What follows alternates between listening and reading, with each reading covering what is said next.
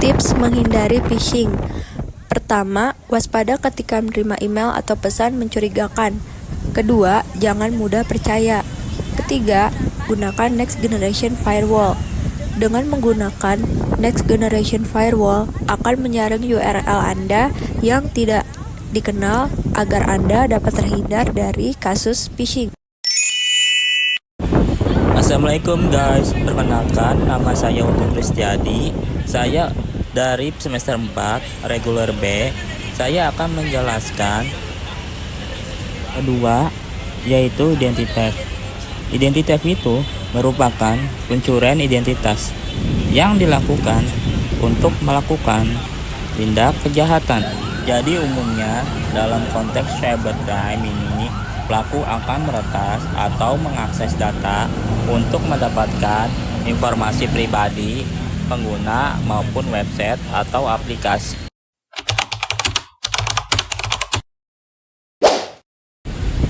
Satu, menerima pemberitahuan penagihan untuk akun yang tidak Anda buka. 2. Adanya data tentang laporan yang hilang. 3. Adanya aktivitas yang masuk ke akun Anda. 4. Menerima laporan keuangan lain yang tidak Anda ajukan. 5. Menerima panggilan dari penagih utang untuk akun yang tidak Anda buka. Tips pemulihan dari pencurian identitas. Jika Anda menjadi korban pencurian, jangan panik. Lakukan hal-hal langkah berikut ini. 1. Laporkan penipuan. 2. Hubungi biro kredit. 3. Tutup akun yang telah dibobol. 4. Kumpulkan salinan dokumen yang digunakan untuk melakukan transaksi penipuan tersebut. 5. Buat laporan pencurian identitas. 6. Ubah kata sandi dan PIN akun. Ketiga, ada carding. Carding merupakan sebuah tindakan transaksi uang dengan data kartu kredit orang lain. Data tersebut diperoleh menggunakan berbagai metode, seperti meretas jaringan, situs, atau menanamkan hardware pada ATM di tempat perbelanjaan.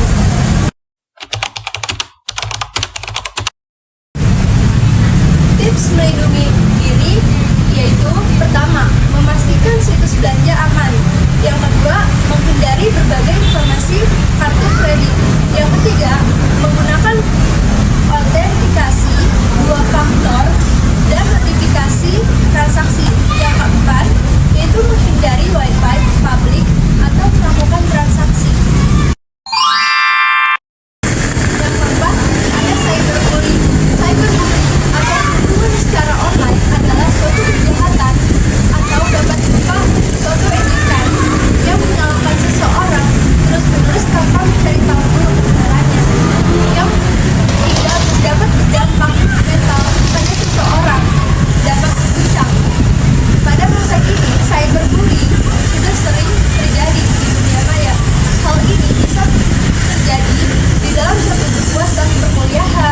dalam lingkup orang yang dikenal ataupun orang yang tidak dikenal sekalipun, seperti adanya sosial media yang mana komen-komen para netizen itu.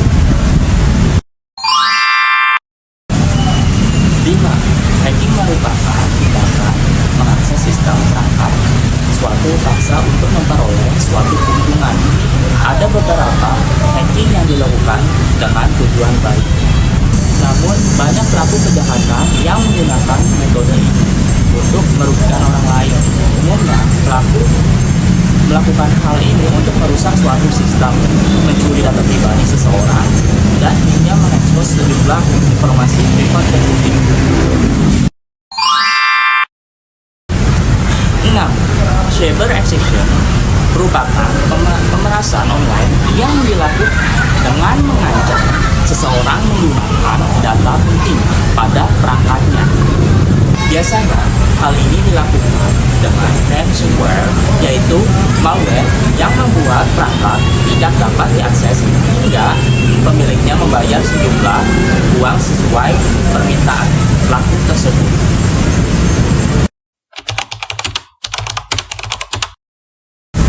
Dipa, Iya, aku mau nanya dong, boleh tanya aja. apa saja sih dampak dari cybercrime yang kamu tahu? Dampak dari cybercrime yang aku tahu itu ada 3. Yang pertama, bocornya informasi perusahaan dan data pribadi keluarga. Kedua, perusahaan bisa dituntut karena merugikan beberapa pelanggan. Yang ketiga, reputasi perusahaan bisa rusak karena masyarakat tidak percaya bahwa mereka merasa mereka tersebut tidak aman. Seperti itu, please. Oh, jadi gitu ya. Iya, Makasih ya. sama-sama. Contoh kasus cybercrime di Indonesia. Salah satu contoh kasus cybercrime yang sempat ramai diperbincangkan yaitu pada tahun 2020. Yaitu contohnya kasus bocornya 91 juta data pengguna Tokopedia. Kasus ini diawali dengan tweetan akun @underthebridge di Twitter yang mengklaim bahwasanya 91 juta data pengguna aplikasi e-commerce tersebut sedang dijual di black market bernama Red Forums. Adapun data yang diperjualbelikan tersebut adalah user ID, email, nama lengkap, tanggal lahir, nomor handphone, dan password dari pengguna aplikasi tersebut. Hal ini berakibat pada penurunan kepercayaan masyarakat terhadap aplikasi tersebut.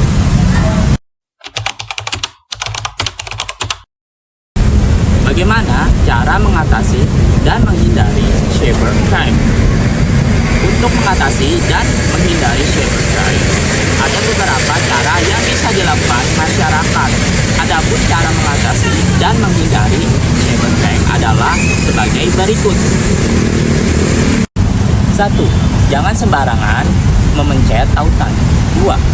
Untuk perusahaan lakukan edukasi kepada karyawan tentang cara mencegah cybercrime. 3. Membuat password yang unik dan rutin menggantinya. 4. Memasang sistem firewall pada semua perangkat untuk mencegah virus, malware, spam, ataupun serangan lainnya. 5. Gunakan secure socket layer untuk menambah keamanan pada website. 6. Selalu waspada saat menggunakan WiFi di tempat umum. 7. Menggunakan two-factor authentication untuk menambah keamanan pada perangkat. 8. Rutin memperbarui software pada perangkat. 9. Melakukan backup terhadap data-data penutup.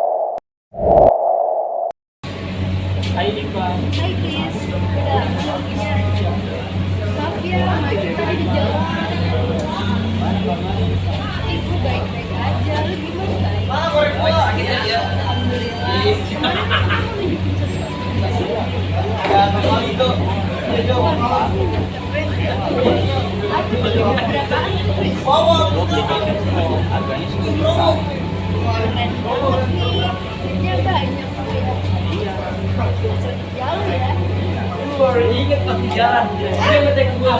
sih bingung. Aku nggak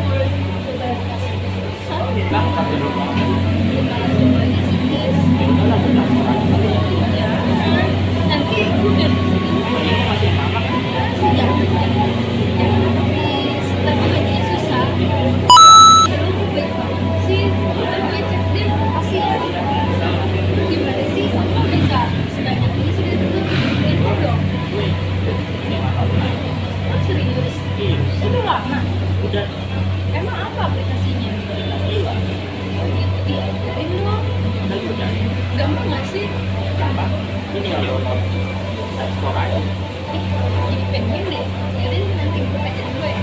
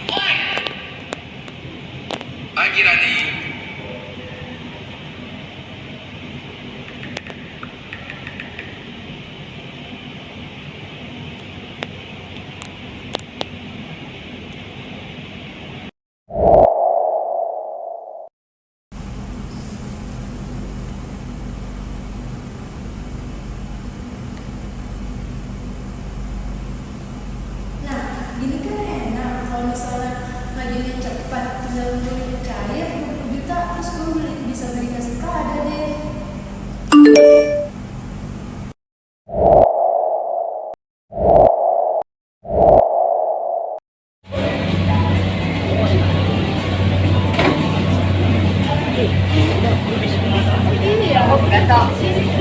Iya, sendiri aja, depannya duduk sebaru. Gue beli di ada Chris. Udah, kemarin udah, lu kan ngajarin karena komunitas ini jadi ngajarinnya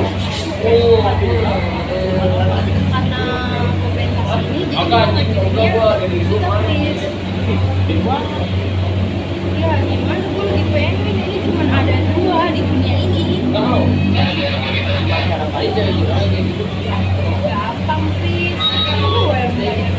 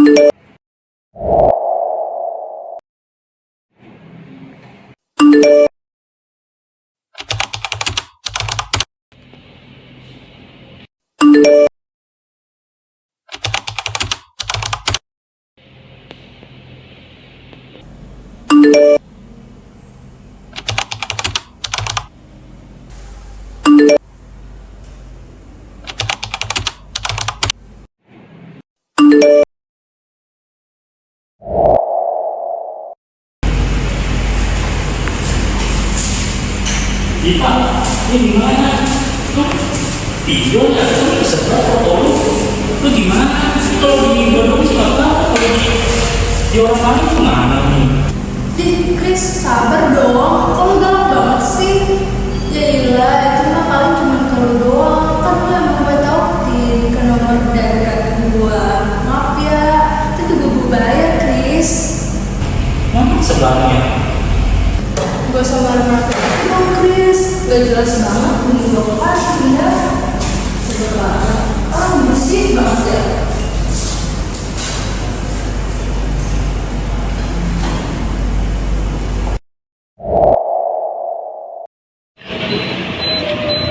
Assalamualaikum Dipa. Oi Dipa, bayar online-nya. Pinjaman online-nya bayar Dipa. Oi.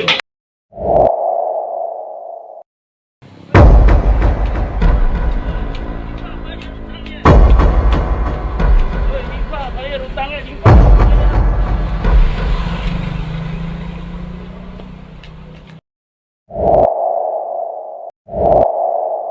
Halo guys, Hai guys, saya Kristiadi. saya Zanifa.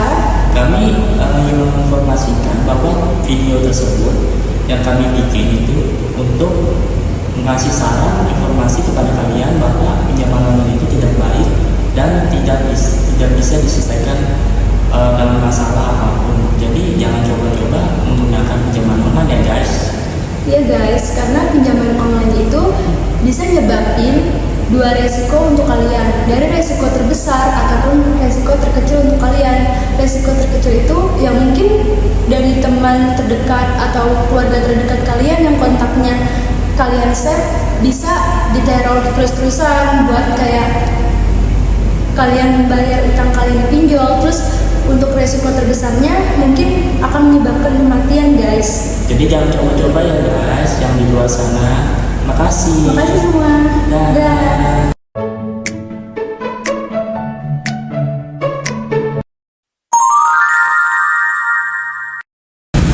Hai guys, di sini saya akan menjelaskan tentang apa saja sih jenis-jenis kejahatan telematika atau cybercrime yang mencakup dalam video drama tentang pinjol ilegal yang ditayangkan sebelumnya.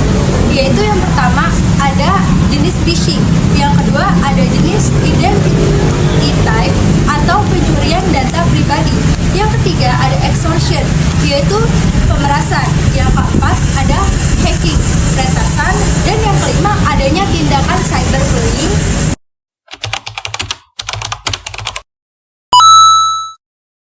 Undang-Undang ITE nomor 19 tahun 2016 yaitu pasal 27 ayat 3 tentang melarang penyebaran penghinaan atau ancaman.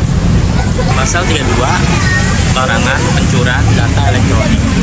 Pasal 36 larangan penyalahgunaan data elektronik untuk menimbulkan kerugian. Nomor 2 Undang-Undang Perlindungan Konsumen nomor 8 tahun 1999 tentang melarang praktek penyalahgunaan hak konsumen. 3 Undang-Undang Perlindungan Data Pribadi tahun 2022 tentang mengatur perlindungan data pribadi agar tidak disalahgunakan. Perlu kalian ketahui tentang beberapa pasal dalam hukum pidana Indonesia yang sering digunakan terkait kasus kejahatan pinjol. Yang pertama, pasal 368 KUHP yang berupa pemerasan. Jika ada unsur pemaksaan atau ancaman terhadap korban untuk membayar pinjaman tersebut.